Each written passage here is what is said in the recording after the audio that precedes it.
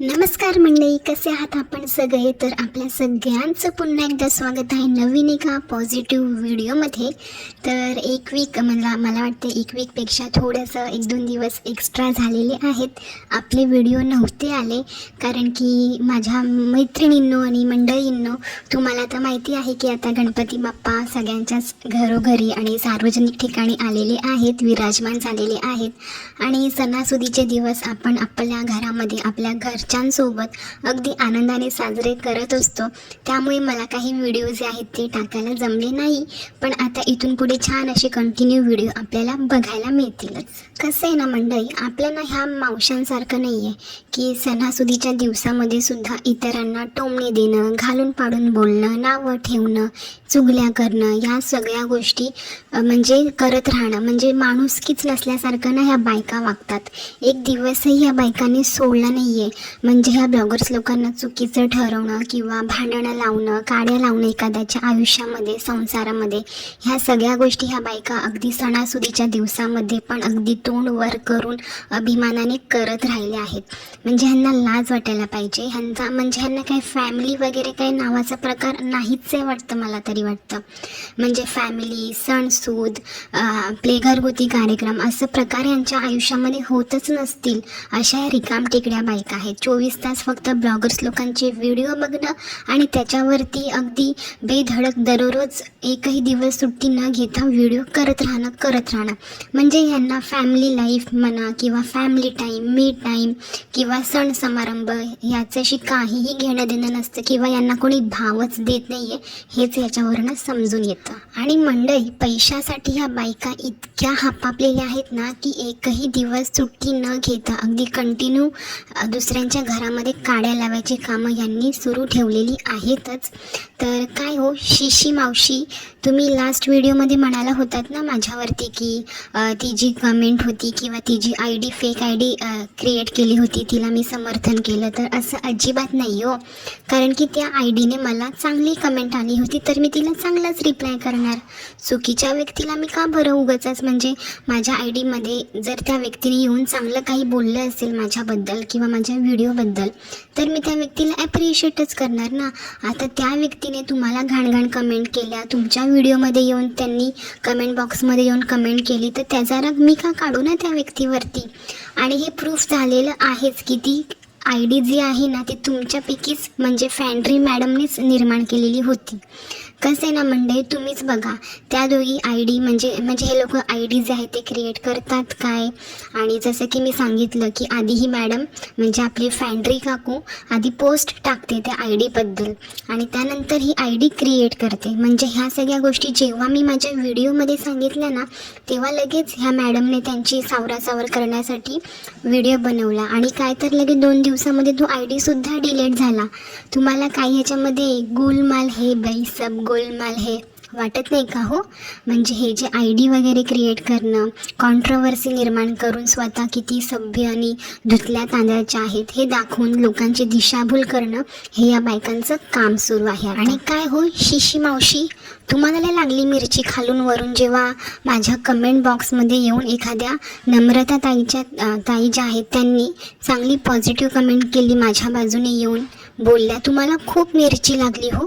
अहो पण जेव्हा तुमच्या कमेंट बॉक्समध्ये कितीतरी बायका किती घाणेरड्या कमेंट करतात, निगेटिव्ह कमेंट करतात, ब्लॉगर्स लोकांबद्दल नको ते बोलतात, तेव्हा तुम्हाला काहीच वाटत नाही का हो? म्हणजे जनाची नाही मनाची पण तुम्हाला तेव्हा लाज वाटत नाही. म्हणजे तुमचं कसं आहे माहिती का, म्हणजे तुम्ही जे कराल, तुमचे ऑडियन्स जे बोलतील ते सगळं योग्य. म्हणजे तुमचं कसं आहे, चोर तो चोर वर शिरजोर. लगेच तुम्हाला मिरची लागली ना. माझ्या एका ताईंनी तिथे जाऊन तुमच्याबद्दल सांगितलं की त्या कॉन्ट्रोवर्सी क्रिएट करत आहेत, एवढे शब्द त्यांनी वापरला होता, तर तुम्हाला लगेच मिरची लागली. काय हो, जरा म्हणजे तुम्ही जेवढं दुसऱ्यांना बोलता ना, तुम्हाला जर कोणी काय बोललं ना थोडंसं सहन करण्याची पण वृत्ती असू द्या हो तुमच्यामध्ये. लगेच ना का तडफड असे जागे होत जाऊ तुम्ही.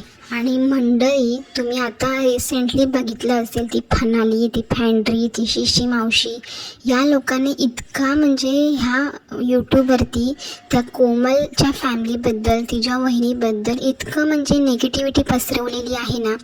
ती फनाली काकू बोलते की तिचं लग्न नाही झालं आणि तरीसुद्धा म्हणजे ती लोकांच्या घरामध्ये मंथरासारख्या काड्या लावायची कामं इतकी ॲक्युरेट करते ना, म्हणजे तुम्ही समजून जा लग्न ज्यांच्या घरी जाईल ना त्यांचं काय होणार आहे, तिच्या सासरच्यांचं काय होणार आहे याचा आपण अंदाजा लावू शकतो.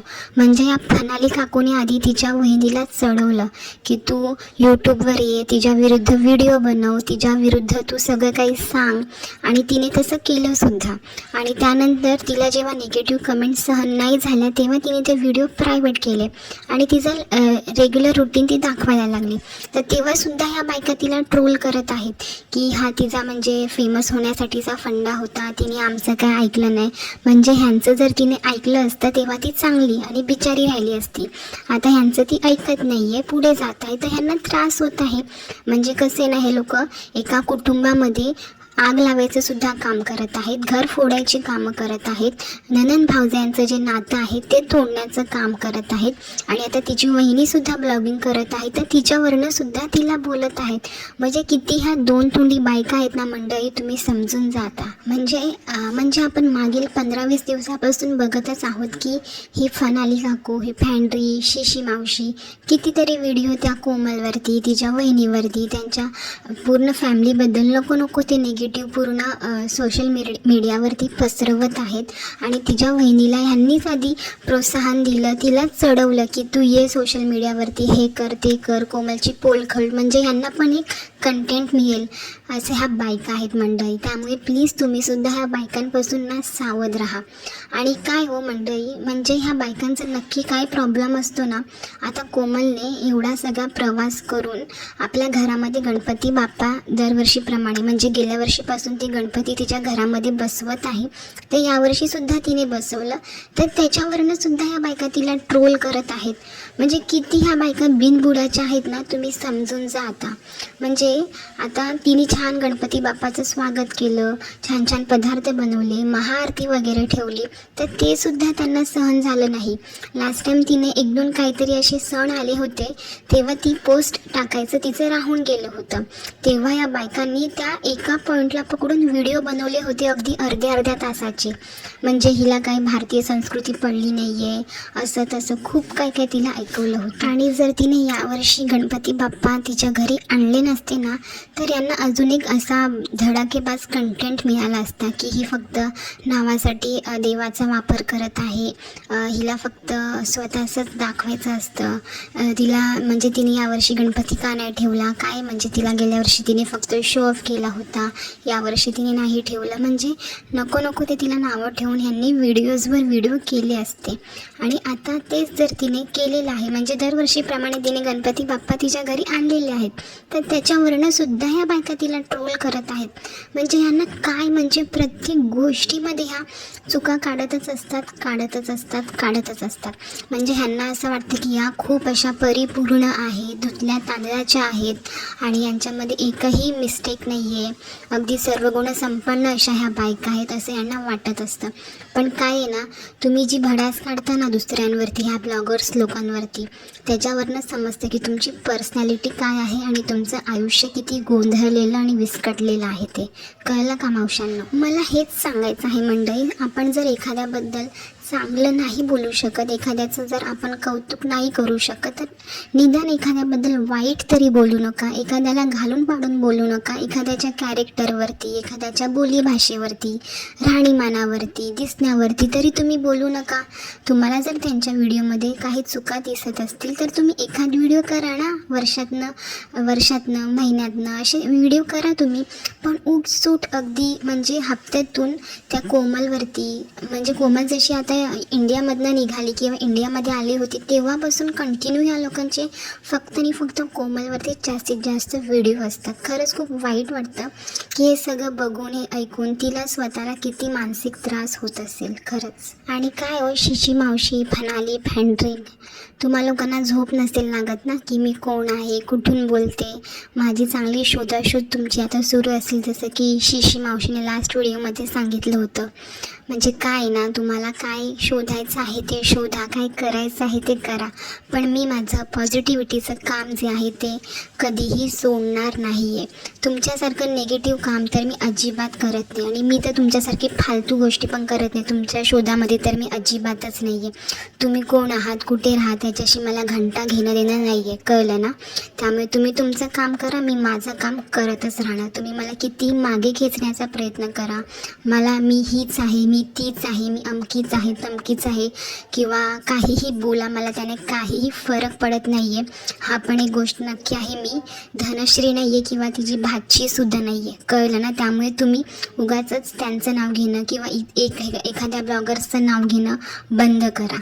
कारण की तुम्ही जोपर्यंत ह्या निगेटिव्ह गोष्टी पसरवणं बंद करत नाही तोपर्यंत मी सुद्धा माझं पॉझिटिव्हिटीचं काम करणं बंद करणार नाही आहे, कळलं ना?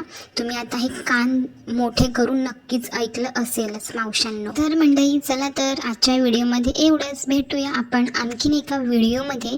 तोपर्यंत आपण सगळ्यांनी छान छान आपले जे फेस्टिवल्स आहेत, सण समारंभ आहेत, ते सुंदर अशा प्रकारे एन्जॉय करा आपल्या फॅमिलीसोबत. स्वतःची आणि आपल्या कुटुंबाची सुद्धा काळजी घ्या.